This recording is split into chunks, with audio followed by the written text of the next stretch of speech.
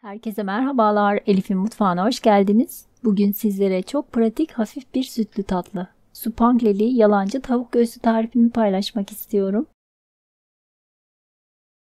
Yeni tariflerimden haberdar olabilmek için kanalıma abone olup zil tuşuna basarak bildirimleri açmayı unutmayınız. Beğeni ve yorumlarınızı bekliyorum.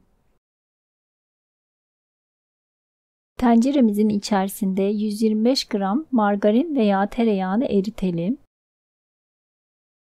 Üzerine 1 su bardağı un ekleyip orta ateşte sürekli karıştırarak birkaç dakika kadar un kokusu gidene dek kavuralım. Daha sonra ocağın altını kısalım ve üzerine 1 litre sütü azar azar sürekli karıştırarak ilave edelim. Sütü bir anda dökmeyelim ki topak topak olmasın diye. Yavaş yavaş ekleyelim ve sürekli karıştıralım. Üzerine 1 su bardağı şeker ekleyip kaynayana dek orta ateşte sürekli karıştıralım. Kaynamaya başladıktan sonra ocağın altını kısalım ve üzerine 1 paket vanilya ekleyip 2-3 dakika yine sürekli karıştırarak pişirelim ve ocaktan alalım. Pürüzsüz bir kıvam alması için mikserle birkaç dakika kadar çırpalım veya blenderdan geçirelim.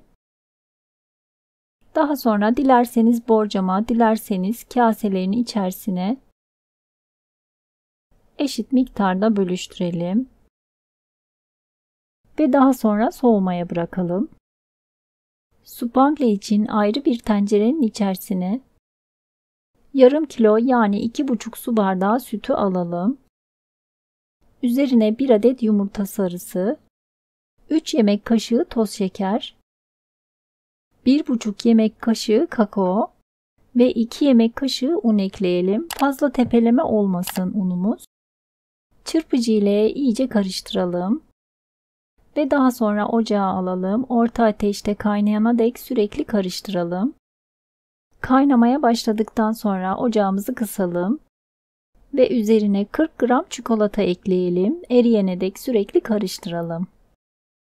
Daha sonra üzerine 1 çay bardağı soğuk su ekleyelim. Hızlı hareketlerle karıştıralım. 1-2 dakika kadar karıştırıp ocaktan alalım. Hemen sıcakken soğumuş olan muhallebilerimizin üzerine supanglemizi eşit miktarda bölüştürelim. Oda sıcaklığına geldikten sonra yaklaşık 2 saat kadar buzdolabında bekletelim. Ve her birinin üzerine çay süzgeci ile bir miktar kakao serpiştirelim. Ve supangleli tavuk göğsümüz servis için hazır.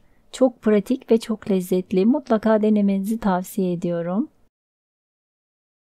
Umarım sizler de dener ve beğenirsiniz.